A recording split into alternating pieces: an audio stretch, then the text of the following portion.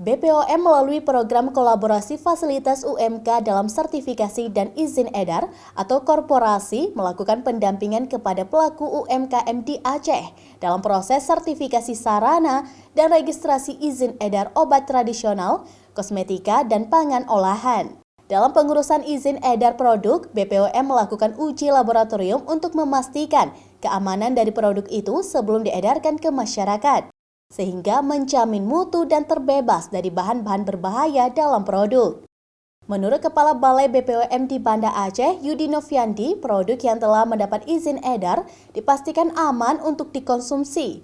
Sementara produk yang belum ada izin edar, BPOM tidak menjamin apakah produk itu aman dikonsumsi, terutama produk itu bebas dari bahan-bahan berbahaya atau tidak. Dengan izin edar itu sudah ada proses pemastian mutu dan keamanan dari produk tersebut, baik produk obat tradisional, kosmetika maupun makanan. Sudah ada pemastian melalui uji laboratorium sebelum produk tersebut diedarkan. Mengajak pelaku usaha khususnya untuk bisa lebih banyak lagi ya produk-produk UMKM dari Provinsi Aceh ini yang didaftarkan, baik mau ke PIRT maupun ke BPOM. Termasuk juga tadi diskusi terkait dengan rencana sertifikasi halalnya juga.